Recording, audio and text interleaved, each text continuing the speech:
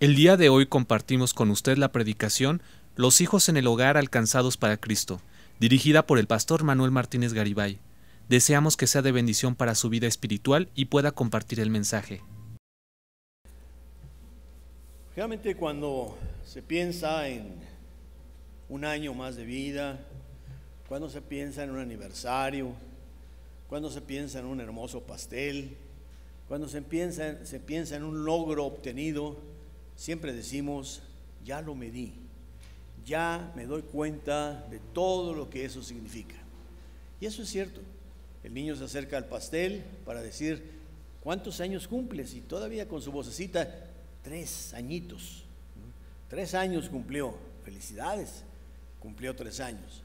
Pasan los meses, los años, y el niño pues ya cumplió 10 y luego 12. Y vamos a los matrimonios. ¿Y cuántos años tienes de matrimonio? Pues 15, 20, 30. Pero qué triste es ver la realidad. Hemos puesto visiones muy diferentes en nuestra vida y no queremos ver realidades. Y esta mañana yo quisiera confrontarnos en una terrible realidad.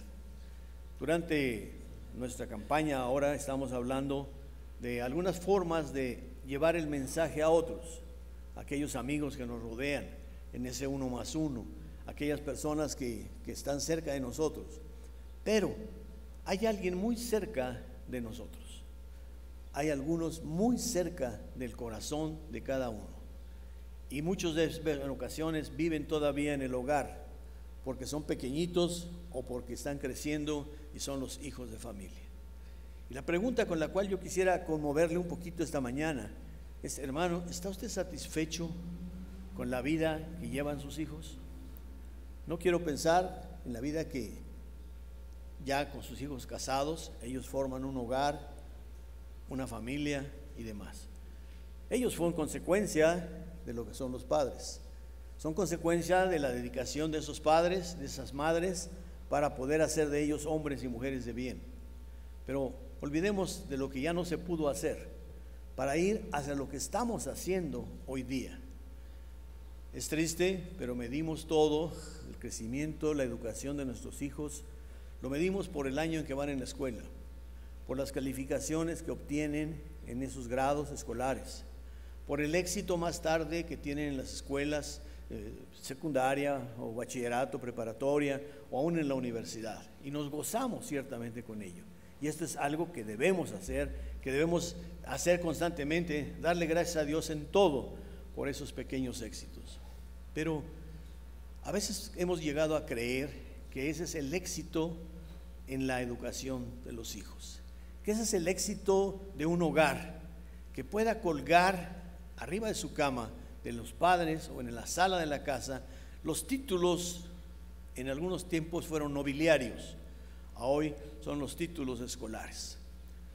Y esto es muy bueno, esto es deseable, esto es algo que debemos buscar. Yo me recuerdo mucho a mi esposa que le decía a los hijos, a los 4, a mí no me importa qué hagas, pero yo quiero ver que antes que se casen, quiero tener los cuatro títulos universitarios. Bueno, esto es una meta que lo logró, pero yo siempre pensaba y sigo pensando, qué bueno, es una meta más, pero no es la meta en la educación del hogar. Y hermanos, algo que hemos equivocado los hogares es equivocar el objetivo de nuestra vida para con los demás. El objetivo para la vida con el esposo o la esposa, el objetivo para la vida con los hijos. Vivimos para él, vivimos para ella, vivimos para los hijos, en algunos casos, porque en algunos casos ni siquiera para eso es cierto. Pero suponiendo que lo sea, podemos reconocer que esto es bueno, esto es dentro del plan de Dios. Hijos, obedeced a vuestros padres, padres, amad a vuestros hijos, esposos, amados los unos a los otros, sed ejemplo a la familia de una vida en Cristo. Pero hermanos, sin indicarlo en forma personal, ¿cuántos esta mañana pueden decir, yo estoy contento?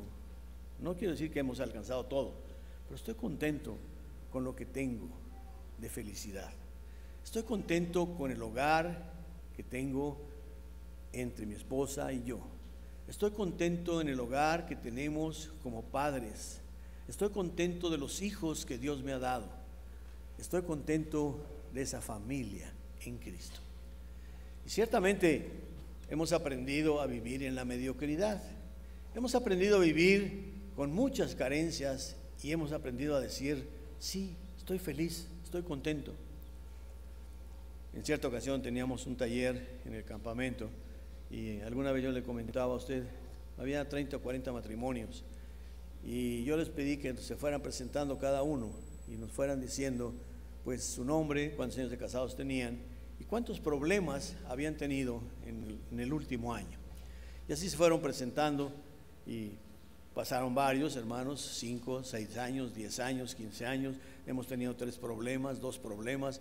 En el último, tenemos 2 años apenas de cristianos. Hemos tenido muchos problemas y cada quien se fue presentando. Y al final de cuentas me tocó a mí hacerlo. Y pues yo dije, hermano, entonces yo tenía 32 años de casado, hoy tengo 52. Tenía 32 y le dije a los hermanos, tengo 52 años de casado. Y quiero decirles que desde el primer día que me casé, tengo problemas y hoy tengo problemas. Y muchos hermanos se quedaban, bueno, entonces, ¿qué? Y una hermana ancianita de esas que son valientes se para y me dice, pastor, entonces, ¿qué nos va a enseñar si ha tenido tantos problemas? Otro error que tenemos, el hogar, la vida cristiana, no tiene problemas, no tiene necesidades, todo marcha sobre ruedas. Estamos acostumbrados y es hermoso y así debe ser, pero todavía estamos sobre esta tierra, todavía tenemos los pies sobre este mundo y hay muchas cosas que le fallamos a Dios. Por eso es la constante relación personal, íntima entre el hombre y Dios. Señor, perdóname. Señor, perdóname porque hice esto mal. Perdóname porque no he hecho esto. Perdóname. Y siempre estamos pidiéndole perdón porque no pasa un minuto, quizá una hora, sin que hayamosle fallado a Dios. Y lo peor de todo es que nos olvidamos de ello. Y empezamos a vivir, esto es natural, esto tiene que ser así. Mi hijo es rebelde, mi hijo es así, mi hija me salió así. Y al final de cuentas le echamos la culpa a todo y a todos, pero la vida sigue igual. ¿Cuántos hogares de padres no lloran amargamente por sus hijos? Por el hijo drogadicto, por el hijo alcohólico, por el hijo que se casó por allá o se juntó por allá y vive una vida diferente a la que debiese haber vivido, por la hija que está sufriendo, abandonada, porque creyó en el primer pelafustán que pasó y le dijo te amo, te quiero, y como ella no tenía un parámetro para medir el amor ni de sus padres ni de Dios, pues creyó que eso era amor y se fue con el primero que pasó. Y cuántas lágrimas de sangre no se han visto llorar, y muchos no lo vemos. Es más, los cristianos nos hemos acostumbrado a decir aquí no pasa nada, todo está bien. Preguntamos a unos hermanos, hermano, ¿usted es feliz? Sí. ¿De veras es feliz? Sí. ¿De veras usted es feliz? Sí. Pero ya la cuarta vez empieza a quebrantarse y dice, bueno, sí soy feliz, pero no tan feliz. Sí soy feliz, pero, y siempre hay un pero. Tenemos que reconocer que la plenitud de esa felicidad solamente está en Cristo y que la podremos tener en plenitud en su presencia. Pero mientras estamos sobre esta tierra, Dios quiere que seamos felices. Dios quiere que tengamos un testimonio que compartir, un testimonio que dar a nuestro alrededor. Y hermanos, a veces caminamos y vamos en el sendero de la vida con una cara de pocos amigos, con una cara que nomás alguien dice, ¿quién te hizo algo? ¿Te regañó tu esposa? ¿Te regañó tu esposo? ¿Que tienes algún problema con tus hijos? No, es que traes una cara, traes un semblante, porque no hay felicidad. Y aparentemente, si lo preguntásemos el domingo a nosotros los cristianos, suponiendo que lo seamos, ¿eres feliz? Sí, cómo no, soy muy feliz. Yo tengo un hogar feliz. Y cantamos, y oramos, y leemos la Biblia, y nos vamos del templo y decimos, soy feliz. Repetido 10 veces para que no se nos olvide, pero ya para el miércoles ya no somos tan felices. Y hay veces que ni el sábado llegamos felices y el domingo ya ni queremos venir al templo. ¿Para qué voy al templo si las cosas siguen iguales? ¿Para qué voy al templo si realmente los pleitos y los problemas son los mismos? ¿Para qué voy al templo si los hijos viven lejos de Dios? Y le echamos la culpa a todos, a los padres, a los abuelos, al medio, a la iglesia, porque la iglesia no provee lo necesario para los hijos, y hasta ahí le llegamos. Dice el Señor: bendeciré a Jehová en todo tiempo, en todo tiempo.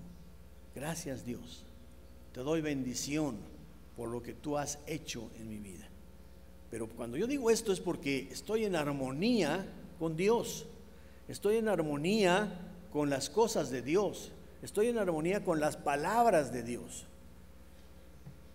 Tenemos títulos nobiliarios, títulos académicos muy hermosos que deben estar, que deben ser motivantes para ser lo mejores, porque somos cristianos. Pero hermanos, no es lo más importante. Lo más importante es poder tener arriba ahí de su cama, ahí en la sala, ahí en el lugar principal de su casa, un título que diga cristiano, un título que diga hombre o mujer temeroso de Dios, aquel que realmente está todo el tiempo bendiciendo a Dios y su alabanza está en su boca. ¿Por qué? No porque ha aprendido a ser hipócrita, no porque ha aprendido a ser mentiroso, sino porque realmente puede ver cada minuto de su vida la mano de Dios obrando, la mano de Dios actuando. Pero otra vez, ¿para qué trabaja usted? Para mantener a mis hijos. ¿Para qué trabaja usted? Para pagar la renta.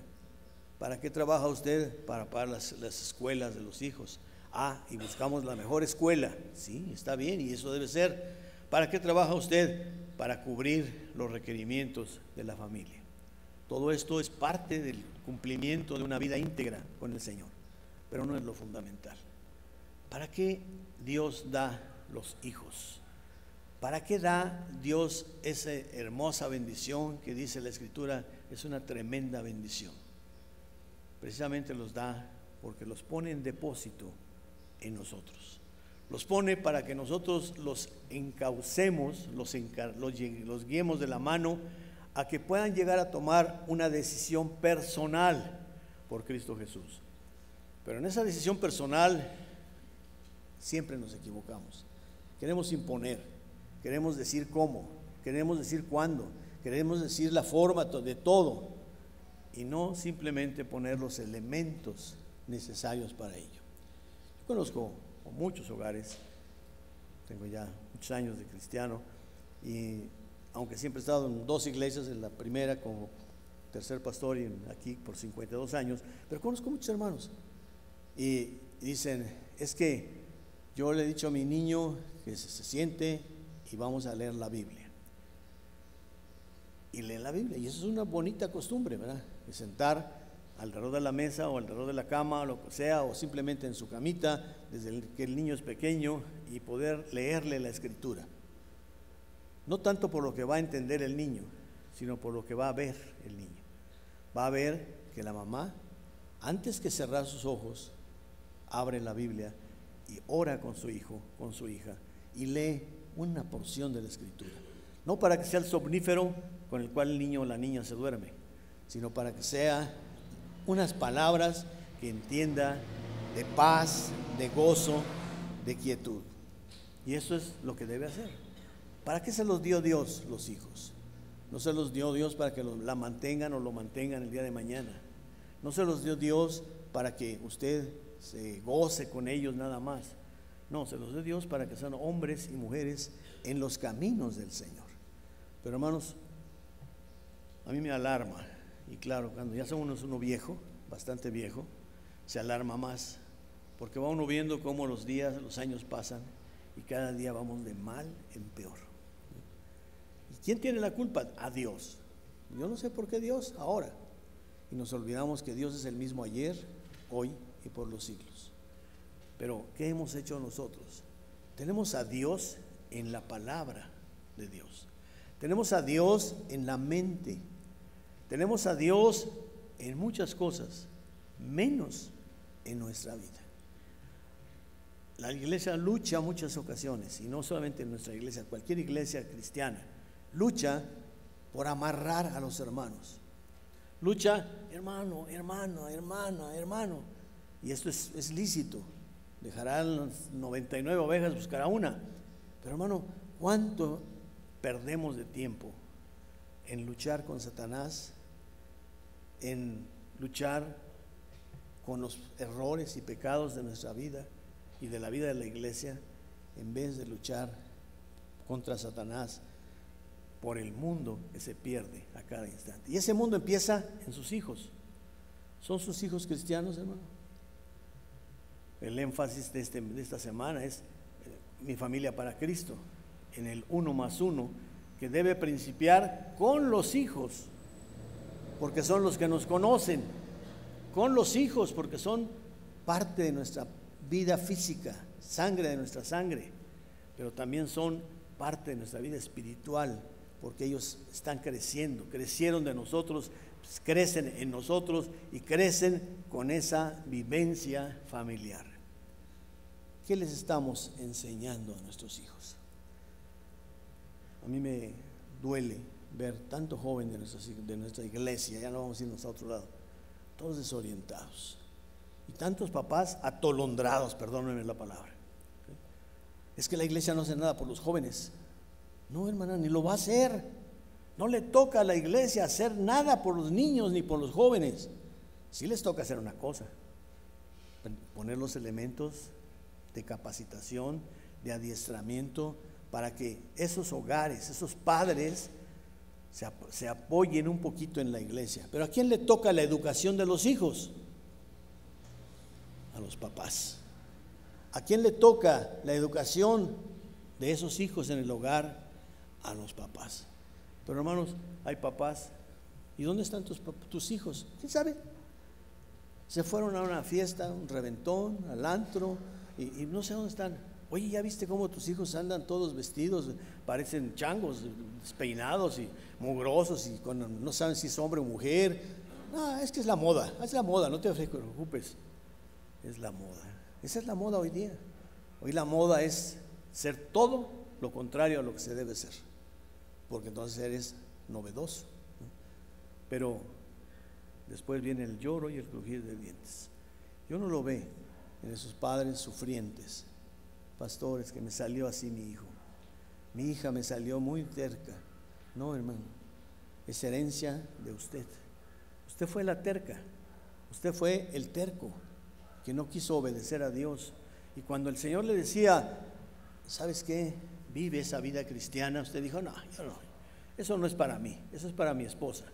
Y cuando la esposa le decía, vamos a orar, no, ora tú con ellos, vamos a ir al templo. Ay, mejor vamos a ver el fútbol porque es más importante ahorita, después vamos. Dios no se va a enojar porque no vayamos al templo hoy. Y siempre tenemos excusas para no darle el primer lugar a Dios, y a veces excusas muy lícitas. Ay, es que estoy estudiando una carrera. Qué bueno que la estás estudiando, y a lo mejor no la estudiaste cuando debiste estudiarla y te la pasaste de vago en las canchas, ¿no? Bueno, qué bueno que ahora estás estudiando, pero no sacrifiques lo más por lo menos. Ya tienes una familia, tienes unos hijos, ahora dedícate a esos hijos, dales a esos hijos la educación que no les diste en su tiempo, y Dios proveerá para ti lo mejor. No, pero es que yo quiero que mi hijo tenga la mejor escuela, que mi hijo tenga coche, que mi hijo tenga la mejor ropa, que mi hijo tenga lo que me pida, porque así yo siento que estoy cumpliendo como padre. No, estás siendo el pésimo padre, que le estás dando lo que te pide el hijo sin que tú le pongas límites. Límites que deben ser fijados por los padres, y que bíblicamente no tendríamos más que recordar a Elías, a tantos personajes bíblicos donde habla Elí, por ejemplo, que sus hijos, él fue un maravilloso hombre de Dios, pero sus hijos un fracaso. ¿Por qué? Porque no le supo poner límites. Yo hoy día, ¿cómo le voy a decir a mi hija que no sale si todas sus amigas salen? ¿Cómo le voy a decir a mi hija que no se vista enseñando los calzones si todo el mundo los enseña? ¿Cómo le voy a decir a mi hija, a mi hijo que no hable así, si todo el mundo habla así? Es el folclore actual. No, hermano, ¿sabe por qué habla así su hijo, su hija? Porque usted así habla en la casa. Yo me he quedado asombrado. El otro día hablaba yo por teléfono con una familia cristiana de nuestra iglesia. Y digo, disculpe, ¿está por ahí el hermano fulano? Y sueltan una majadería. Fulanito de tal, te hablan aquí, quién sabe quién. Ni siquiera supo que era de la iglesia, si no, no hubiera dicho eso, ¿no? Ya llegó el fulanito y sí, diga, ¿sabe qué habla el pastor? Ay, hermano, qué pena, pero es que nos acabamos de pelear. Ah, sí. Ya nomás iba yo a preguntarle, oye, hermano, ¿y no tenía espectadores? Porque a lo mejor yo podría haber conseguido un boleto de primera fila, ¿no? ¿Dónde son los pleitos en el hogar? ¿Quiénes son los espectadores? Los hijos. Y luego decimos, si yo no hablo mal a nadie, yo le he enseñado a mi hijo a que hable buenas palabras, pero ¿cuáles hablas tú? ¿Cuáles dices tú cuando te enojas? ¿Cuáles dices tú cuando estás con tus amigos? ¿Qué es la vida que llevas, ¿no?, en ellos? Y luego decimos, pues ¿por qué será? Ellos son tan duros, no quieren aceptar a Cristo. Y los traemos al templo. Y los traemos al templo con un propósito, que conozcan a Cristo. Pero aquí no lo pueden conocer en 1 hora, en 2 horas o en 3 horas el domingo, un día a la semana. ¿Dónde lo van a conocer? Las 24 horas, los 7 días de la semana, allí en su casa. Cuando hace calor, cuando hace frío, cuando hay recursos, cuando no hay recursos, cuando hay todas las cosas marchan bien, cuando no marchan bien, a pesar de, ahí lo van a conocer. Qué maravilloso cuando un niño puede decir, mamá, tenemos problemas. Sí, hijo, hay problemas. Pero el niño o la niña dicen, mamá, vamos a orar, vamos a pedirle a Dios que le ayude a mi papá en su problema. Y ese niño es la voz de Dios. Ese niño está reflejando ese amor de Dios. Vamos a orar a Dios porque tengo confianza en Dios. Vamos a pedirle a Dios que bendiga a mi papá. Pero no, la mamá desesperada, el padre desesperado, todos desesperados. Pero Dios, bien, gracias. Pero cuando pasemos, Jehová es mi pastor, nada me faltará. En lugares de delicados pastos me hará yacer. Junto a aguas de reposo me pastoreará. ¿Qué más? ¿Verdad que si no lo sabemos de memoria? Confortará mi alma, me guiará por sendas de justicia, aunque ande. Y podemos repetir el Salmo 23. Nuestros niños el pasado domingo hermosamente nos repitieron el Salmo 90. Hay que aprender de memoria, porque la memoria es una imagen hermosísima que se queda ahí y nos sirve para recordar. Pero cuidado, las grabadoras también se aprenden de memoria, ¿no? Y las computadoras igual. Hay que enseñarles a vivir, no a conocer, ¿no? Pero hay que empezar por el conocimiento. El conocimiento es el medio para llegar a un fin. No me interesa que mis hijos se aprendan de memoria los pasajes bíblicos.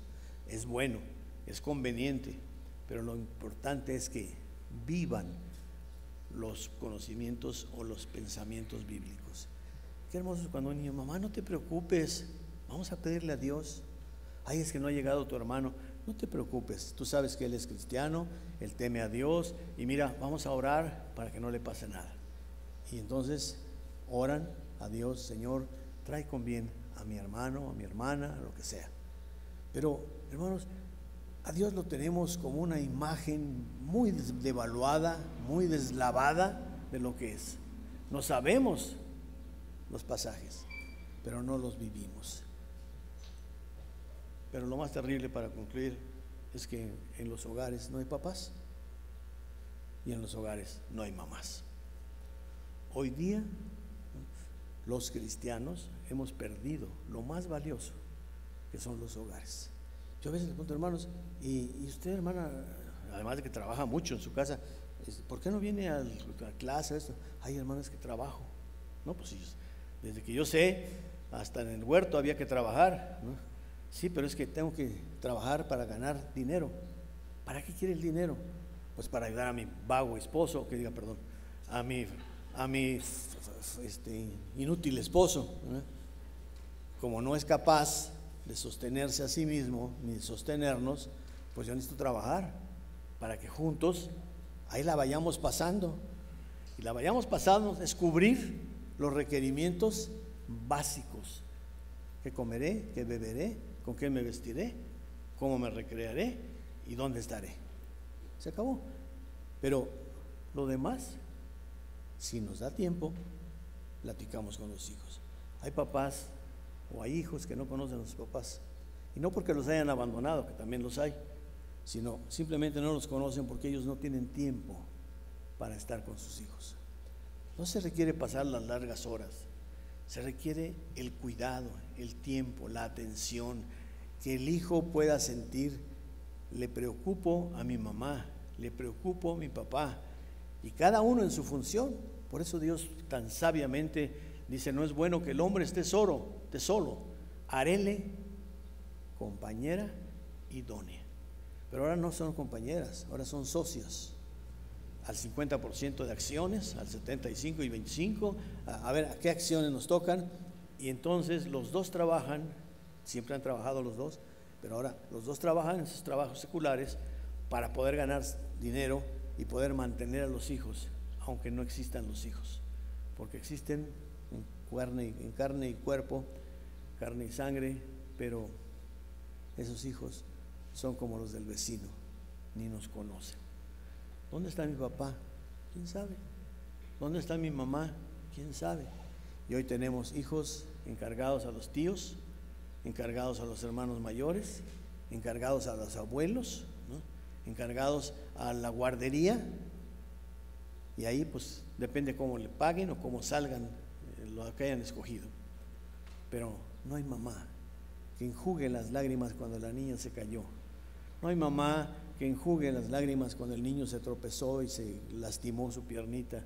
Y cuando existe, no chilles, no seas chillona, no, párese, anda, va, porque yo tengo que hacer, estoy haciendo el trabajo porque ya me voy a la oficina. Nos faltan, hermanos, ir a la Escritura y recordar, y quisiera solamente mencionar 6 versículos así mencionados, que no se nos olviden si queremos ganar a nuestros hijos para Cristo. Lo más importante no es que oigan de Cristo, sino que conozcan a Cristo. Y para conocer a Cristo hay que vivir con Cristo. Por eso es que en toda la Biblia, y no solamente para los hijos en el hogar, sino para todos, ve a los tuyos y diles cuán grandes cosas el Señor ha hecho contigo. No les dijo: ve y discute las doctrinas, ve y discute la iglesia. No, ya te salvaste, encontraste a Cristo en tu corazón, eres salvo, ve y di a los tuyos cuán grandes cosas el Señor ha hecho contigo. Y entonces cuando el hijo puede decir: es que mi papá era terrible, mi mamá era terrible, pero el día que conocieron a Cristo, su vida cambió. Yo también quiero que mi vida cambie.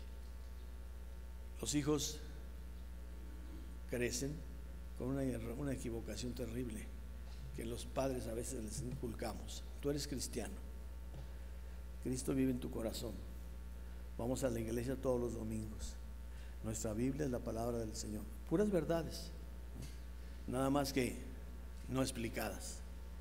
Sí, Cristo es nuestro Salvador, pero ¿es tu Salvador? ¿Qué se necesita para que sea tu Salvador? En primer lugar, que le conozcas. ¿Cómo le vas a conocer? Conociéndote a ti como padre, a ti como madre, a ti como hermano. Si te conocen a ti, van a conocer a Cristo, porque ese hogar es de Cristo.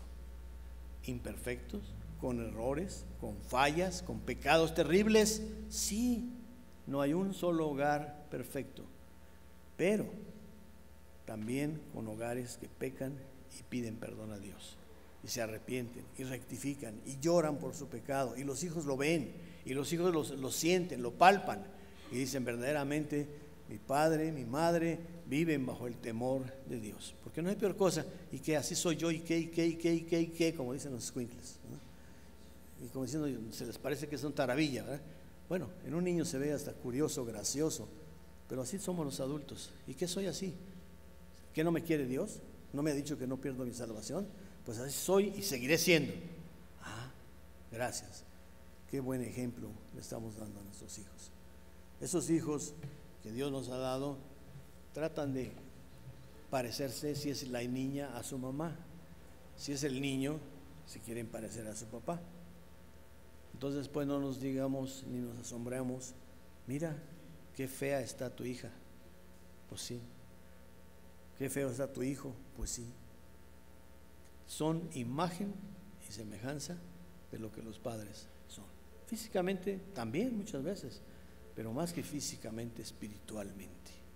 Qué hermoso es cuando se puede ver el amor de Dios en la vida de una madre, en la vida de un padre, en la vida de un creyente en el hogar. El niño requiere conocer a Dios en forma diaria, personal, vivido, no solamente a través de la mente. Allá en el principio, en Génesis 3, decía, puede convertirse en una tentación el conocimiento. El día que conozcas todo, vas a saber el bien y el mal, y entonces serán abiertos vuestros ojos y seréis como Dios, sabiendo lo bien y el mal. El conocer las cosas del mundo, la sabiduría del mundo es importante, pero no es lo básico para la vida cristiana. Hay muchos abogados infelices, 99%. Hay muchos ingenieros infelices. Hay muchos doctores infelices. Y lo vemos en todo, simplemente en divorcios, en alcoholismo, en drogadicción, en todo. Fugas, porque a pesar de todos sus grandes logros, no tienen paz en su corazón. Pero qué fácil es encontrar a un cristiano que no tendrá mucho, pero tampoco le falta, porque la promesa de Dios es que sus hijos no mendigarán el pan, ¿no? Tendrá lo suficiente para sí mismo y para lo que le hace falta para dar y ser bendición para dar. Dice el salmista, venid hijos míos y oídme, el temor de Jehová os enseñaré. ¿Qué Dios quiere que enseñemos, hermanos? El vivir bajo el temor de Jehová. Y no es vivir, Dios te va a castigar, no hagas esto porque la mano de Dios va a caer sobre ti. No hagas esto porque no ofendas a Dios, que no lastimes a Dios. Dios te ama, Dios te quiere, entonces cuida de hacerlo. En Deuteronomio dice la palabra, y la repetirás a tus hijos y hablarás de ellas estando en tu casa y andando por el camino y al acostarte y cuando te levantes. Cómo me causaba problemas este versículo hace muchos años, porque yo decía, bueno, pues sí, es que lo repitan así, no. Y muchos hermanos han tomado esto al pie de la letra y parecen cuchillitos de palo, ¿verdad? Y mira lo que dice la Biblia, y mira lo que dice la Biblia, hasta que la gente, los muchachos o los muchachos dicen, ya estoy harto de lo que dice la Biblia. Lo que dice la Biblia. ¿Cómo lo vas a repetir mañana, tarde y noche con tu vida, con tu ejemplo, con tu acción, cuando tú vives así? Instruye al niño en su carrera y aun cuando fuere viejo, no se apartará de ella. Un niño es educado, es instruido por nosotros padres imperfectos. Y el hijo no va a ser perfecto, pero Dios, que es perfecto y lleno de amor, endereza lo que nosotros no podamos hacer. Lo que sí nos dice, criad a vuestros hijos en el temor de Dios y no los provoques a ira, sino criarlos en disciplina y amonestación del Señor. Qué hermoso es cuando podemos ver que como padres tenemos una gran bendición, tener un hogar en donde hay amor, donde hay paz, donde hay gozo, donde hay bendición. Hay errores, hay pecados, sí, todavía estamos sobre esta tierra, pero no es la incertidumbre del pensar, ¿y ahora qué va a ser de mi hija? ¿Qué va a ser de mi hijo?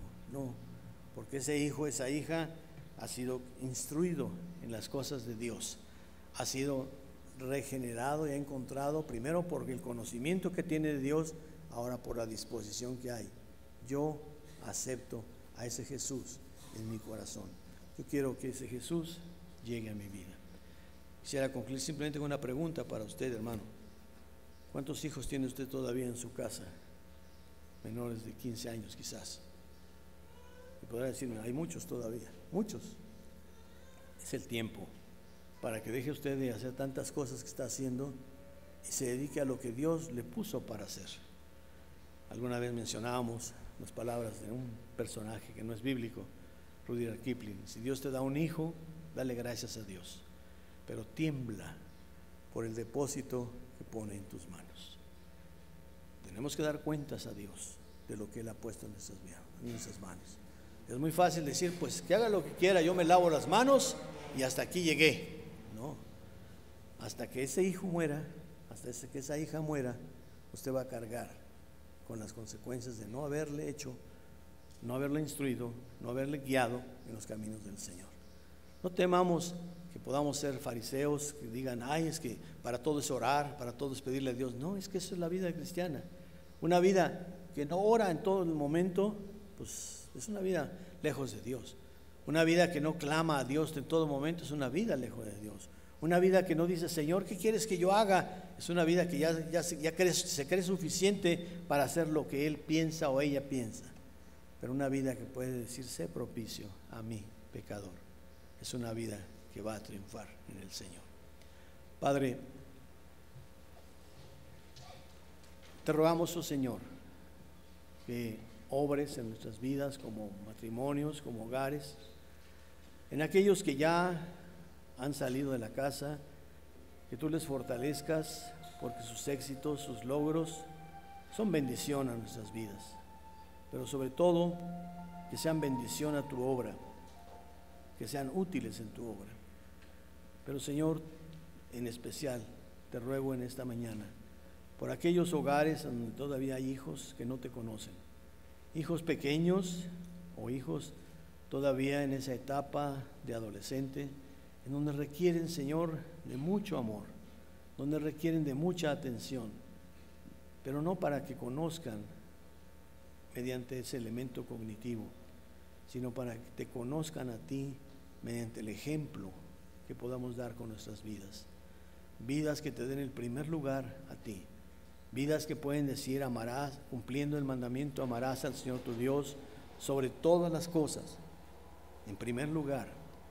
Vidas en que pueden reconocer los pecados y pedir perdón. Vidas que pueden ser ejemplo para los que moran en las paredes, en las cuatro paredes de nuestros hogares. Tómanos en tus manos, Señor, y permítenos que, aun cuando no se puede hacer en un mes ni en 2 meses lo que no se hace en una vida, no obstante eso podamos tomar la iniciativa y podamos tener en este tiempo en que queremos celebrar nuestro aniversario, podamos tener, Señor, la oportunidad de rectificar, de tomar decisiones en el hogar, de dedicar más tiempo a los hijos que están creciendo, de poder ponerles el ejemplo de que te conozcan conociéndonos a nosotros. Padre, tómanos en tus manos, bendice cada familia, bendice cada hogar, quita de nuestros ojos esa visión de éxito en la vida y danos la verdadera visión del éxito en Cristo Jesús, para que podamos de veras tener vidas abundantes, vidas de triunfo. Bendice a cada joven, a cada señorita que aún que no tuvo ese hogar o no tuvo esos principios, pueda regresar a ti, conocerte y saber que tú eres quien les ama y les desea guiar en sus vidas. Que, Señor, el pecado del mundo no les deslumbre, sino que al contrario, Señor, te acepten como Señor y Salvador y puedan ver que sus vidas pueden cambiar. Tómanos en tus manos, Señor, y prepáranos para este gran día de nuestro aniversario, porque te lo pedimos en el precioso nombre de Jesucristo, que es sobre todo nombre, Cristo Jesús. Amén.